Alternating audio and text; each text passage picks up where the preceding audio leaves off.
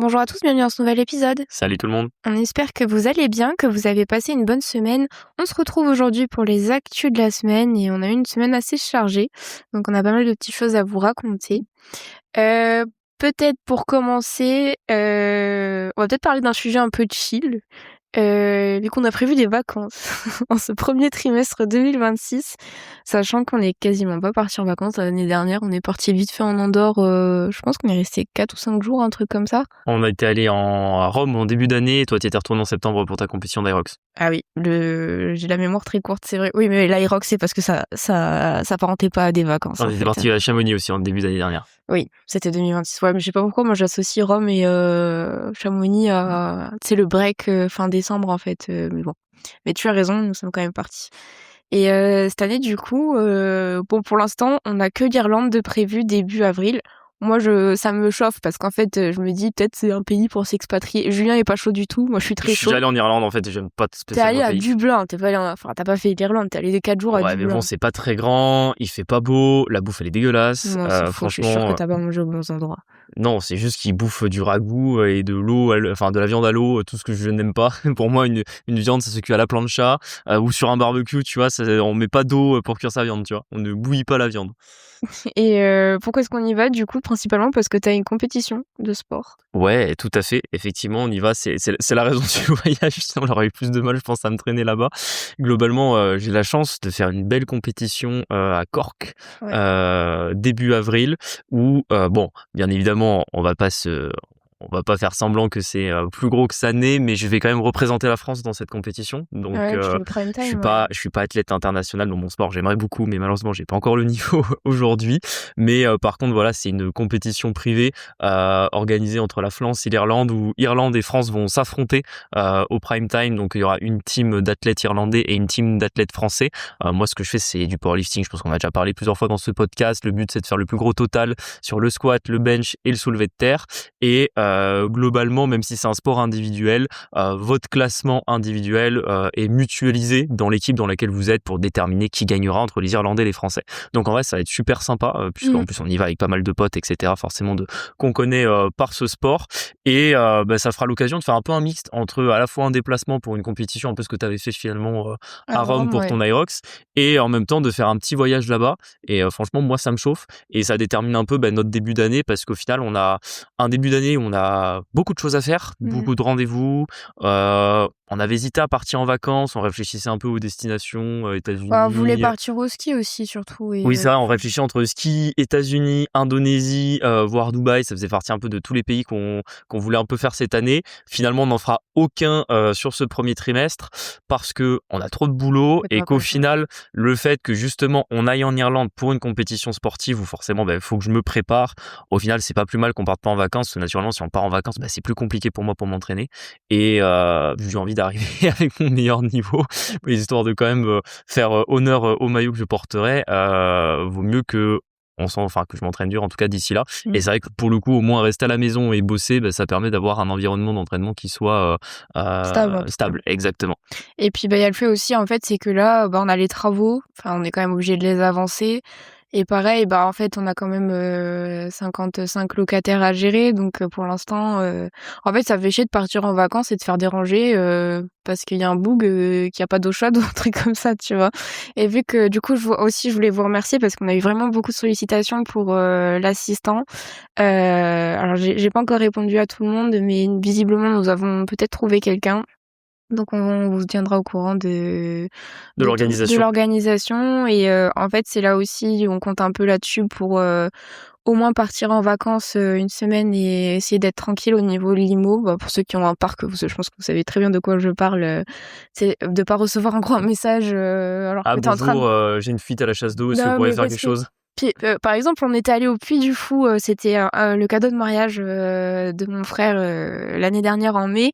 Et en fait, pendant un spectacle, j'ai reçu un texto d'un locataire qui veut partir et qui veut partir de suite, tu vois. Enfin, je suis là, je sais pas, vous avez peut-être un préavis à donner peut-être avant de partir. Ouais, c'est ça. En fait, c'est pas des trucs très graves, mais c'est des trucs qui sur le moment, c'est chiant en fait.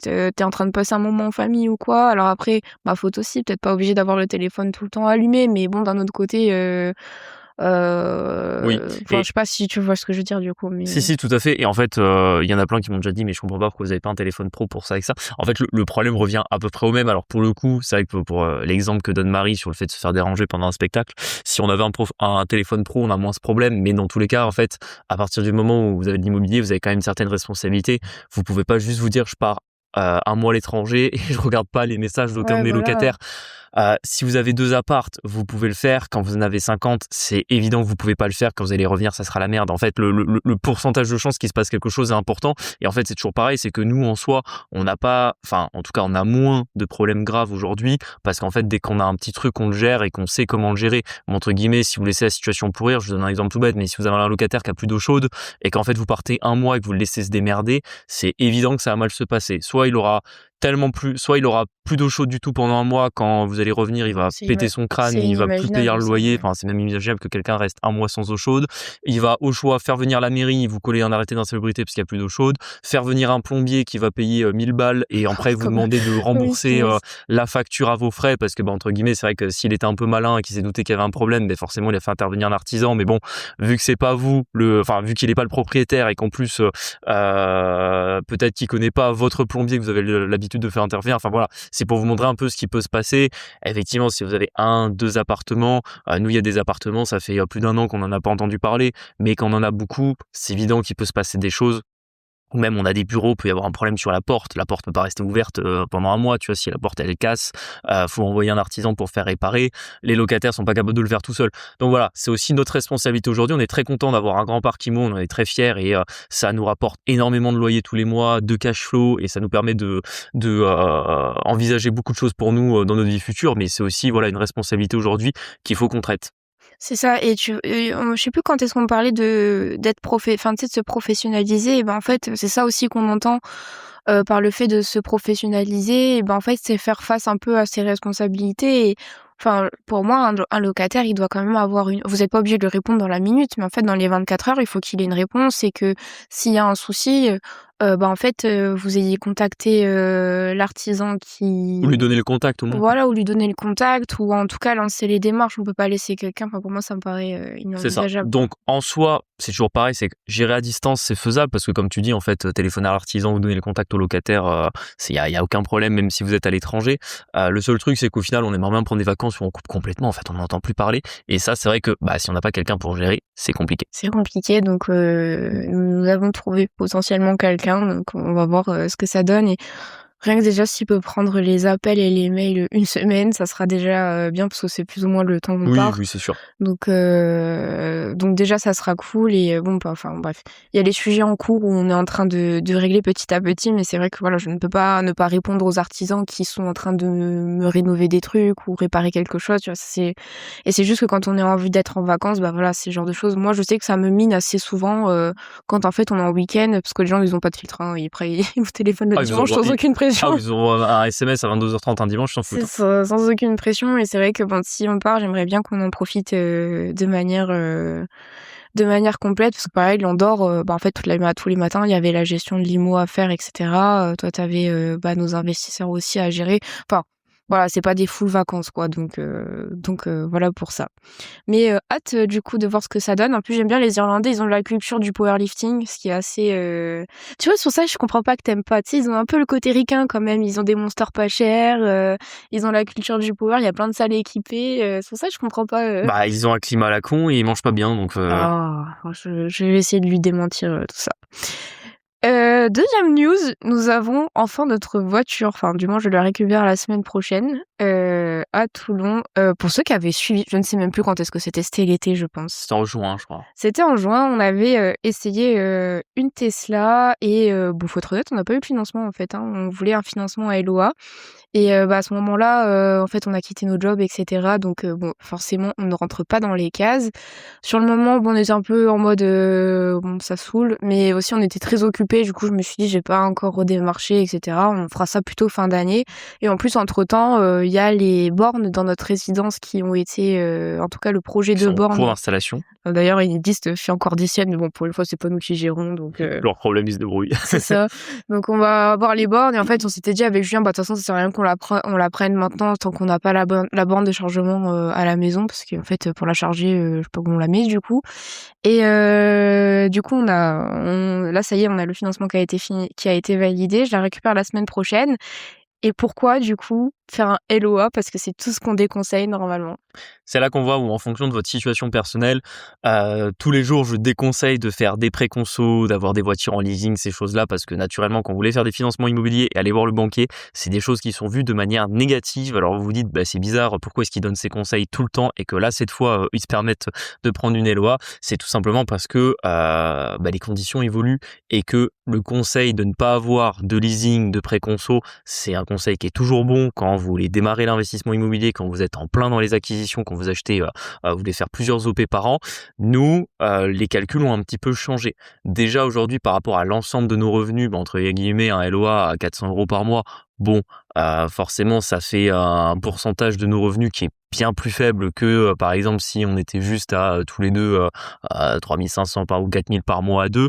Donc, entre guillemets, forcément, par rapport au montant total des loyers, aux revenus des différentes activités qu'on a à côté, le banquier voit ça différemment quand, entre guillemets, vous avez juste un LOA à 400 balles, mais que vous avez beaucoup plus de revenus autres à côté.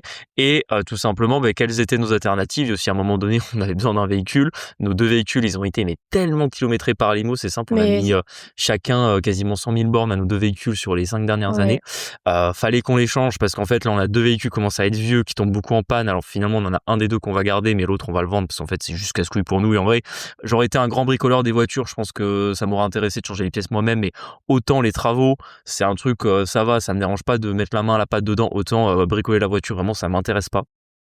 Savoir comment fonctionne une voiture, je trouve ça intéressant, mais alors Mettre les mains dedans, ouais, pas mettre trop. les mains dedans, la voiture, c'est toujours en fait, tu vois rien, il faut plein d'outils que t'as pas, en fait, enfin, je sais pas, Ouais, il y a les clés et tout ça à faut avoir, ouais. pouvoir non, mais même, faut pouvoir lever en fait, les clés, tu peux les avoir parce que c'est les mêmes que pour des travaux normaux, enfin, bon, c'est pas tout à fait parce qu'il y en a beaucoup, t'en sers pas souvent, tu vois? Mais je veux dire, globalement, c'est qu'il faut un pont pour lever la caisse et déjà, si t'as pas ça, il y a beaucoup de trucs que tu peux pas faire toi-même ou beaucoup plus difficilement, En plus, t'as des grosses paluches, toi, t'arrives jamais à mettre les mains dedans, ouais, quoi. c'est ça, je trouve il y a pas de place. Déjà, rien que changer une ampoule de phare, ça me prend la tête. Enfin, en fait, je sais pas, typiquement, changer une ampoule dans une cage d'escalier où il faut démonter toute la lampe, et cetera, ça me pose moins de problème que juste changer mon ampoule de phare parce que, en fait, il y a pas la place, que les cages en plastique, ils sont vieux, ils sont déformés par la chaleur et le froid.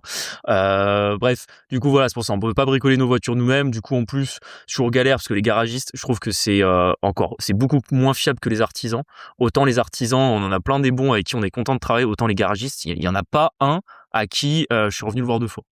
Bah non, parce qu'en Et, plus, on et, et finit même, souvent chez Volkswagen en plus. ouais, C'est c'est chaud, ça, hein. parce qu'en plus, une fois sur deux, ils veulent pas bosser, ils vont vous dire d'aller voir Volkswagen, parce qu'en plus, on a deux Volkswagen, et Volkswagen, c'est des escrocs comme pas permis, donc voilà, on en a marre des voitures kilométrées où il y a plein de problèmes.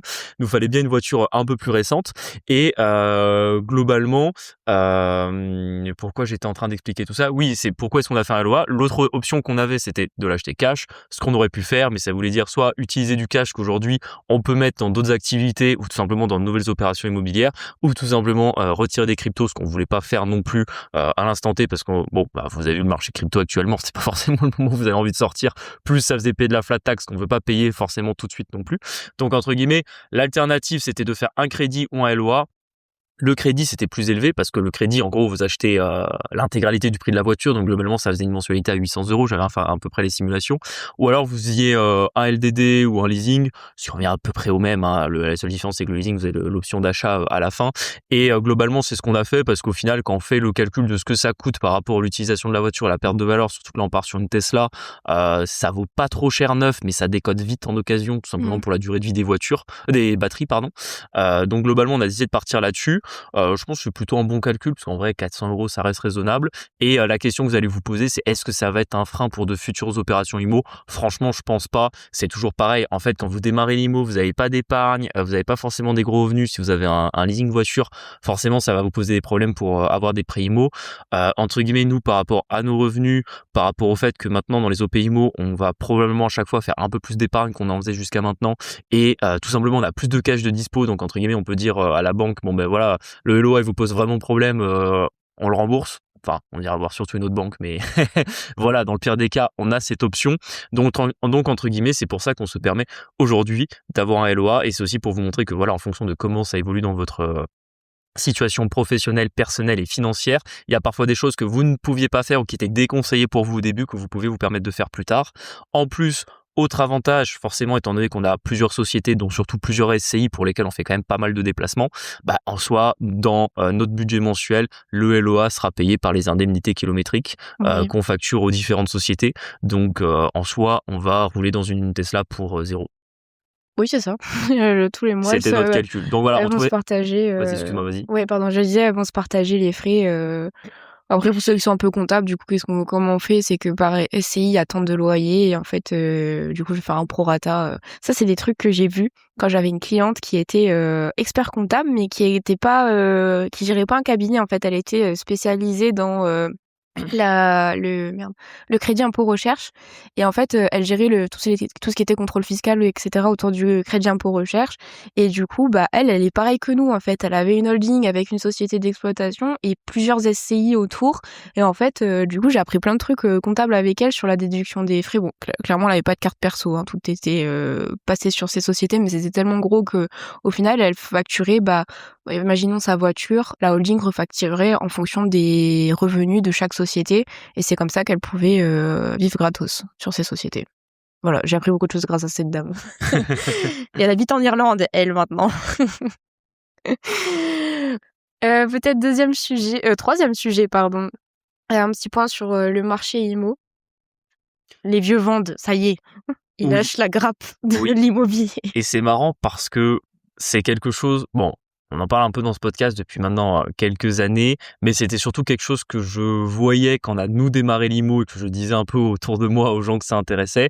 Mais là, par rapport à l'âge de la génération des baby-boomers qui commencent à être particulièrement vieux, ils vendent énormément. Je pense que 80% des projets que je vois pour soit nous, pour des investisseurs avec qui on bosse ou peu importe, c'est des gens qui ont plus de 80 ans qui vendent des biens immobiliers. Et en réalité, on commence à vraiment rentrer dans, je pense, le moment où il y a un gros changement de main d'une grosse partie de l'immobilier en France. Alors, bien évidemment, il y a une partie de l'immo qui sera transmise, soit en donation à leurs enfants, soit après leur mort via les successions. Mais il y en a, je pense, la majorité qui vont être revendus, tout simplement parce que soit les héritiers vont pas avoir envie de garder l'immo et tout simplement le revendre, soit les personnes âgées directement quand elles commencent à prendre de l'âge, à plus vouloir gérer, à plus justement, un peu comme ce qu'on vous disait pour les vacances, le fait d'avoir de la responsabilité, de devoir envoyer des artisans, devoir contacter des locataires. Je peux bien imaginer que quand t'as 70-80 ans, et j'espère que quand on aura 70-80 ans, on n'aura quasiment plus d'IMO non plus, tu vois. Donc c'est normal, ils sont en train de vendre, et en fait, tant donné le marché dans lequel on est, donc toujours pareil, les taux qui ont augmenté, la politique fiscale qui est complètement inappropriée par rapport à l'environnement économique, plus ou moins le désintérêt, voire la méfiance actuelle des Français vis-à-vis de l'immobilier, les prix qui stagnent, voire qui baissent un peu dans pas mal d'endroits, plus toute cette génération, alors quand je dis toute, attention, hein, tous les vieux non plus sont pas en train de vendre, mais je veux dire de plus en plus de vieux de cette génération qui sont en train de vendre leurs immeubles de rapport, leurs appartements, leurs locaux commerciaux. En fait, ça fait un afflux de nouveaux biens à la vente ou qui vont arriver à la vente sur le marché, et ça fait des opportunités de fou furieux. Là, vraiment, en ce moment, il y a 1 ou 2 ans, on vous expliquait que trouver 10% dans l'immobilier, c'était pas facile, mais que ça se faisait. Là, très sincèrement, dans beaucoup d'endroits en France, je suis en train de revoir mon discours. Là, actuellement, c'est quasi automatique de trouver du 10%. Enfin, Ouais. franchement, quand avant je disais que c'était pas difficile, là aujourd'hui, je vous dis que c'est facile. Maintenant, ce qui commence à être pas difficile, c'est de trouver du 12% de rentabilité. C'est-à-dire que là, on augmente la rentabilité. En fait, il y a tellement de biens rentables que potentiellement, tu peux aller sur des trucs de plus en plus rentables. Là, vraiment, je me rends compte, c'est que autant avant, un 10%, voilà, c'était quelque chose, c'était pas exceptionnel, mais voilà, ça voulait dire que tu avais optimisé ou bien négocié ton bien, etc. Là, maintenant, je commence à voir que des fois, 10%, tu les as avant négociation, et que le but du bon investisseur qui veut avoir une méga renta, c'est pas de chercher le 10%, c'est d'aller chercher le 12%. Alors bien évidemment, me faites pas dire ce que je n'ai pas dit. Ça marche pas non plus dans 100% du territoire français. Heureusement, les grandes villes, c'est toujours cher. Il y a beaucoup de zones où, en fonction du type de bien sur lequel vous allez, vous allez pas forcément pouvoir trouver du 12%. Pareil, un local commercial qui est déjà loué, il y a aucun monde où vous pouvez l'acheter à 12%. Quoique, on a un investisseur cette année qui a trouvé un 14% de renta Ouais, oui. sur un local déjà loué. Je sais qu'il écoute ce podcast, sans doute, il se reconnaîtra. Mais voilà, globalement, c'est quand même très rare dans certains endroits ou sur certains types de biens de trouver du 12%, mais on va dire que dans la majorité des zones périurbaines françaises où vous allez aller sur de l'immeuble de rapport avec plusieurs appartements, faire du 12%, aujourd'hui, c'est faisable. Et franchement, c'est une opportunité de fou furieux parce qu'en fait, je me dis, tu vois, nous, quand on a commencé, on se contentait de 10% et on avait des fois du mal à trouver 10%, à négocier 10%. Après, on avait des taux à 1, donc ça faisait toujours un petit peu plus de cash flow, ça c'est évident. Mais c'est surtout qu'à l'époque, on se contentait de 10% et que je voyais partout. Enfin, quand je dis partout, c'était sur les forums, sur les réseaux sociaux, sur YouTube, beaucoup d'investisseurs qui disaient qu'ils n'arrivaient pas à trouver 10% de rentabilité, peu importe comment ils s'y prenaient. Globalement, aujourd'hui, on part sur un autre monde en termes de rentabilité. Et ça renverse complètement la table. C'est-à-dire que quand vous commencez à acheter à 12, à 13, à 14, à 15% de rendement, franchement, que le banquier vous prête à 3, à 3,5, à 4, à 4,5, on s'en fout. C'est tellement rentable qu'il faut y aller. Et c'est pour moi évident que vous aurez des plus-values latentes parce que pour moi, c'est une anomalie de marché. Il n'y a aucun pays au monde où tu achètes de l'immobilier à 15%. Sauf si la monnaie est en train de s'effondrer, sauf si le pays est en guerre civile. Tu vois ce que je veux dire?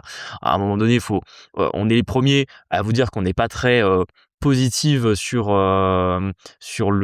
l'avenir socio-économique français, mais voilà, on n'est pas non plus dans un pays en guerre civile. Je veux dire, on n'est pas non plus dans un pays où il y a des catastrophes naturelles, des tsunamis, une centrale nucléaire qui a explosé ou j'en sais rien, tu vois. Entre guillemets, voilà, ça reste quand même un pays intéressant pour acheter de l'IMO. Et franchement, un pays intéressant pour acheter de l'IMO à 15% où tu peux faire des financements à 100%, voire à 110%. Mais franchement, honnêtement, je pense que on revient dans une période où c'est très facile de démarrer l'immobilier. C'est-à-dire que globalement, moi, comment je le vois, c'est que nous, quand on a commencé l'IMO entre 2015 et 2020, nous on a commencé en 2018. Et moi, je me suis intéressé, on va dire, fin 2017. Donc globalement, entre 2015 et 2020, c'était très facile de démarrer l'IMO. C'était moins à la mode qu'aujourd'hui. T'avais peut-être un petit peu moins d'acquéreurs et t'avais des taux qui étaient plus bas. Ensuite, il y a eu 2020, 2021, 2022. Globalement, il y a eu beaucoup plus d'acquéreurs à cause du Covid. Les gens sont restés chez eux. Ça a été un peu le boom des formations immobilières. Beaucoup d'investisseurs. Il y a des villes où il y avait aucune demande. Enfin, il y avait très peu d'acquéreurs avant 2020 ou après 2022 quand le nom des villes était sorti sur les réseaux sociaux. Il y avait beaucoup plus d'acquéreurs qu'avant. Par exemple, une ville qui est pas loin de chez nous, Béziers.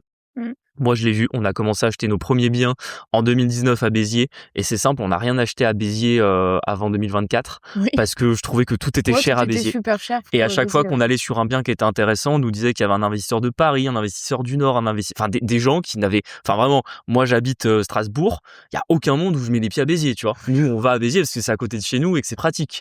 Donc pourquoi ces gens venaient à Béziers? Parce que voilà, il y avait des Christopher Wangen, il y avait des gros investisseurs qui avaient des centaines de milliers d'abonnés sur YouTube qui allaient dans ces villes-là.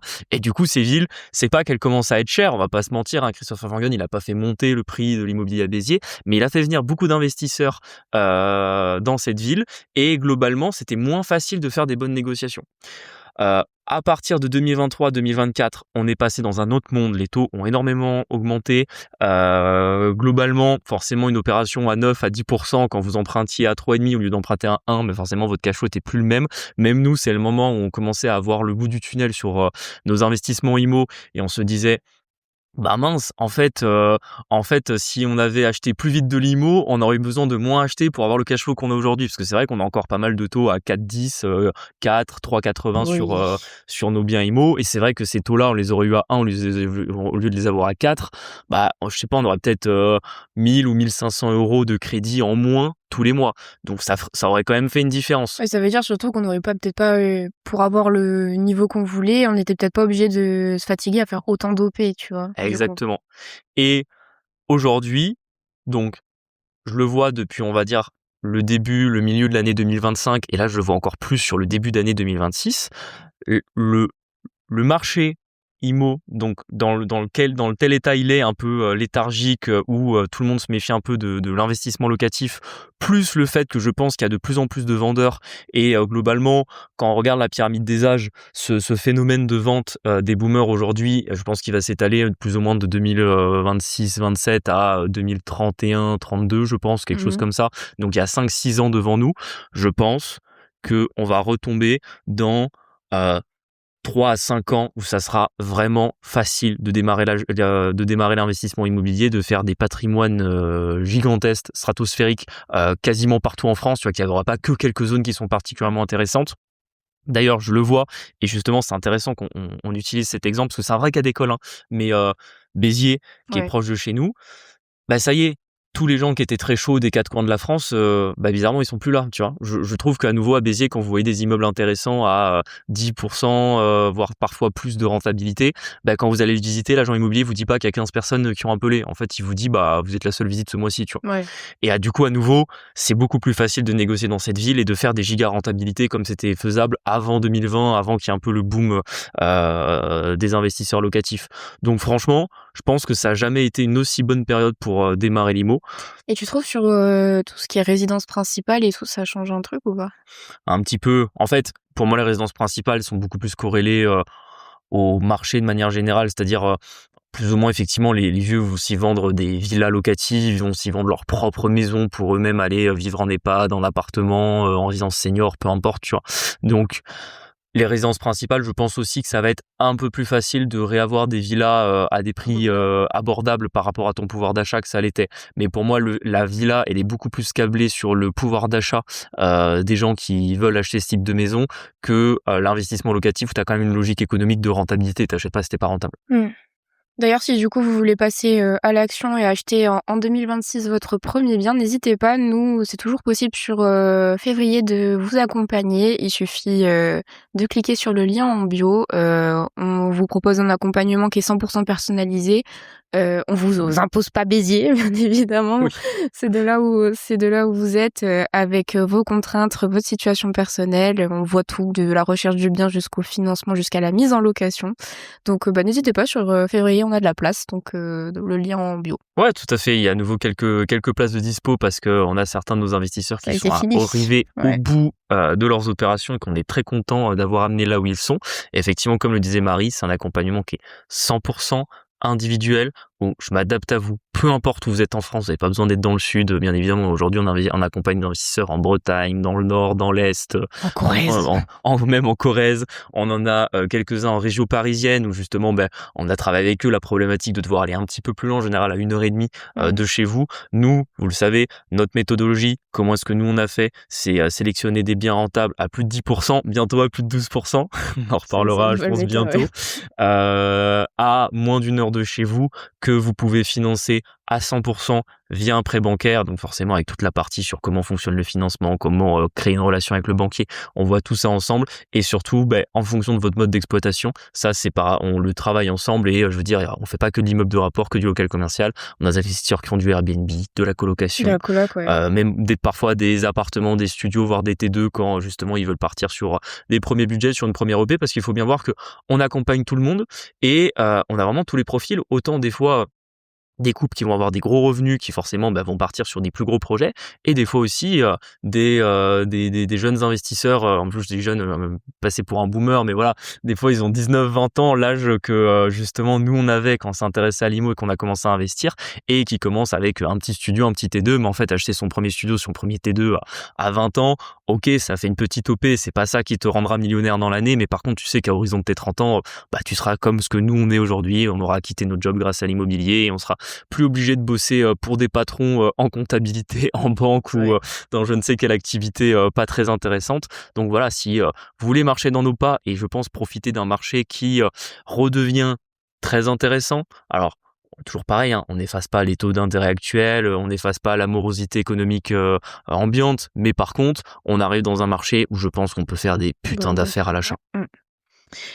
On voulait vous parler un peu des compétences des agents IMO et des banquiers parce que du coup, dans nos accompagnements, on voit tout un tas de personnages et en fait, on trouve quand même le niveau, des agents, IMO et banquiers, ça s'effondre un petit peu. Donc ça aussi, c'est des choses qu'on voit avec les investisseurs, quoi leur répondre, comment gérer les échanges et cetera. Peut-être tu veux en parler? Moi, je pense que c'est surtout les banquiers, ça m'espante, en fait. Ouais, Oui, parce qu'il y a personne qui va être banquier, du coup, ils faut prennent tout le monde. reconnaître qu'on s'en est beaucoup pris aux agents IMO. Là, je pense qu'on va commencer à de plus en plus s'en prendre aux banquiers parce que pour le coup, bon, en ce moment, les agents IMO que les investisseurs avec qui on travaille fréquentent, bon, ils sont égal à eux-mêmes en tant qu'agents IMO, avec leurs forces et leurs faiblesses, avec ceux qui sont un peu meilleurs que les autres et la moyenne qui est plutôt basse. Et par contre, les banquiers, là, franchement, c'est catastrophique. Là, même moi, j'ai plus les mots. Des fois, il y a certains investisseurs, je sais plus quoi leur dire parce que à part leur dire que vraiment le banquier est nul. Là, j'ai eu quelques cas comme ça. En titre d'exemple, pour vous illustrer un peu ça, j'ai un investisseur, il a voulu ouvrir un PEA avec sa banquière qui l'avait accompagné sur un financement. Déjà, le financement a été ultra chaotique. Il a mis genre 3 mois et demi, je pense, à avoir l'édition de ses offres de prêt. Donc, entre le moment où la banquière lui a dit OK et le moment où il a eu ses offres, il y a eu genre 3 mois et demi. Elle lui a redemandé 15 fois les mêmes papiers. Elle lui a fait le coup de faire intervenir, je sais pas, Pierre-Paul ou Jacques pour ouvrir une SCI. Alors que bon, bah, je suis passé par là. Bon, enfin, je sais pas, quand t'es banquier, ouvrir une SCI, c'est quand même pas, Ouais, la meilleure je te avoir. demande pas de construire la Tour Eiffel, quoi. Je veux dire, c'est pas si difficile. En plus, elle a eu, tu sais, le culot, elle aurait pu dire, je suis désolé, voilà, moi les SCI, je suis pas à l'aise. En plus, en fait, elle remettait à chaque fois la faute sur l'investisseur en disant non, mais vous m'avez pas envoyé le papier, alors que le gars était, si, le papier, je vous l'ai envoyé il y a genre 3 semaines, tu vois. Ouais. Finalement, pour jouer un peu le jeu, il a voulu ouvrir un PEA. La banquière lui a dit, qu'est-ce que c'est un PEA? C'est risqué, ça, non? C'est chaud. Bah oui, c'est chaud. Mais Donc, elle a pas moi, en fait, c'est parce que je pense qu'ils prennent plus des gens qui ont fait ah non, mais spécialement des études de je banque pense ou que les quoi, banques, donc ils commencent à prendre n'importe qui. Là, franchement, enfin vraiment, bientôt il y aura des tests de QI à l'entrée des banques. C'est pas possible, hein, parce que là, ça commence vraiment à être problématique. Donc la banquière qui ne sait pas ce qu'est ce qui un est un peu PEA. c'est chaud. J'ai eu le cas sur un autre dossier où l'investisseur, il essaye d'avoir un financement et le banquier ne voulait pas étudier sa demande de financement avant l'obtention de l'extrait CABIS, donc de l'immatriculation de la SCI, alors que moi je suis très bien placé pour expliquer comment ça fonctionne parce que tous mes anciens clients quand j'étais banquier faisaient des financements en SCI. À chaque fois, c'était des nouvelles SCI qui allaient être créées et c'était toujours le même process. Je récupérais l'intégralité du dossier du client, j'étudiais sa demande de financement, j'avais mon accord par l'expert crédit.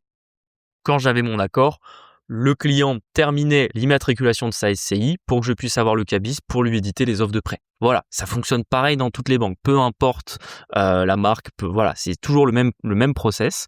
Et là, malheureusement, il est tombé sur un banquier qui lui a dit tant que j'ai pas l'extrait CABIS, je peux pas étudier votre demande de prêt.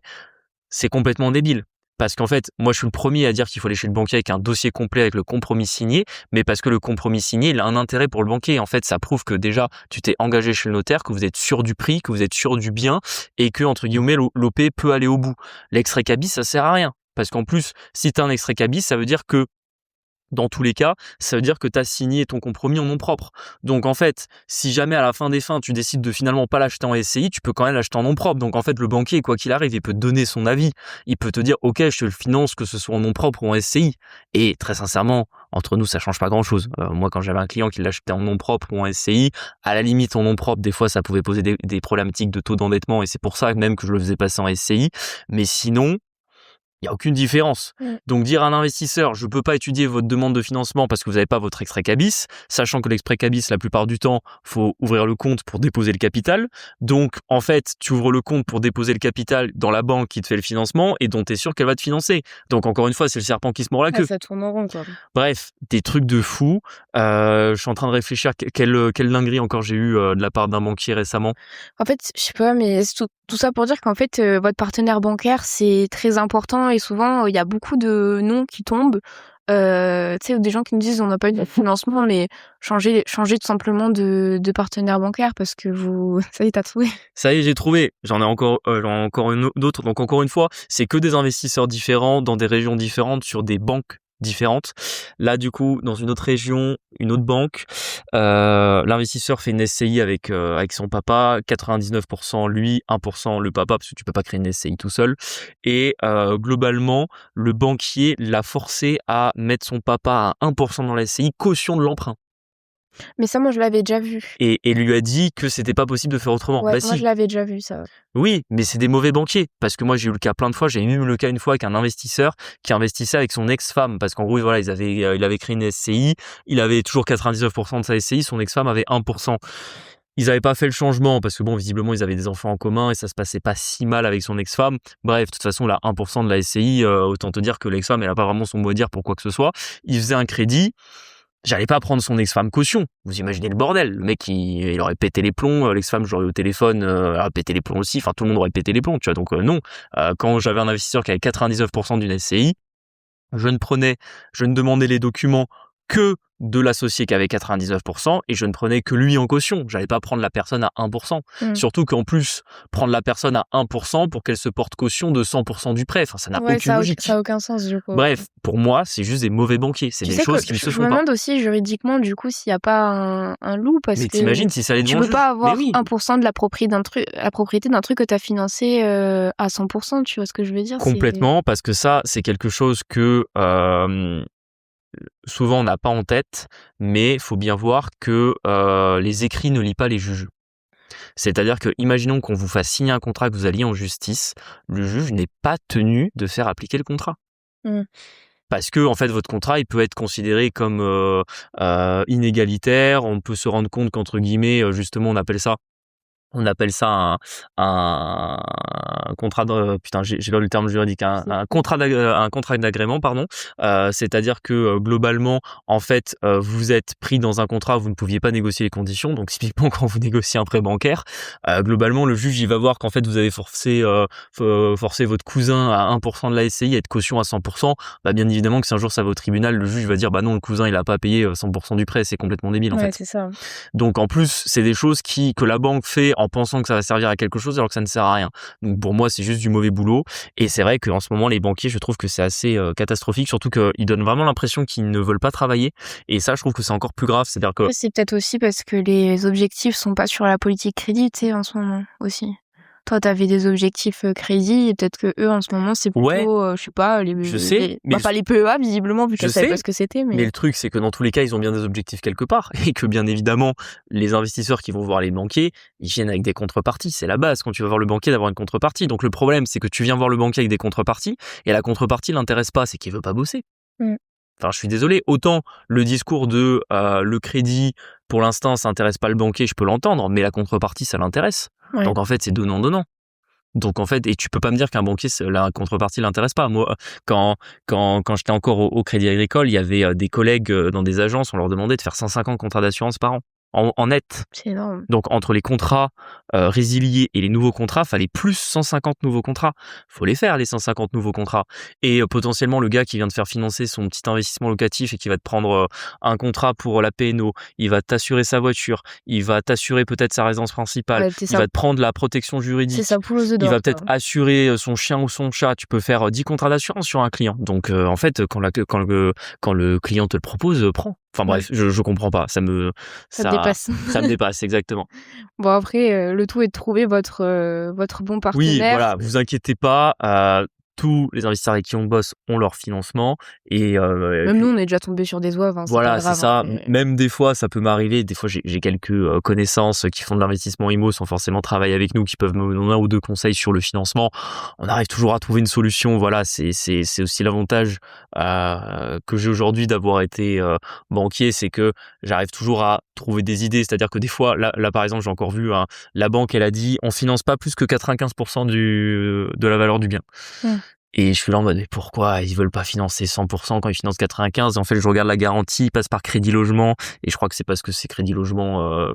qui met sa barre à exactement. Donc voilà, donc moi au moins j'apporte des éléments de langage et je dis à l'investisseur, essaye de voir s'ils peuvent pas mettre une autre garantie que Crédit Logement. Tant pis, hein. Et une fois sur deux, le conseiller va dire, ah ben si vous voulez, on peut faire autrement, et là du coup on peut faire à 100%. Et moi je suis là en mode, mais pourquoi il l'a pas proposé en premier, cet abruti, quoi, c'est un truc de fou. Enfin bon, on espère que cet épisode vous a plu parce qu'on est déjà à 38 minutes, donc je pense que les dernières news, ça sera pour la semaine prochaine. N'hésitez pas à vous abonner, à nous mettre 5 étoiles sur les plateformes, ça nous aide au niveau de l'algorithme, à nous rejoindre sur Instagram, La Flouserie et Quitte le Boomer Dream, on vous partage un peu notre quotidien d'investisseur et on se dit à jeudi pour un prochain épisode. À À jeudi. bientôt, ciao. Ciao.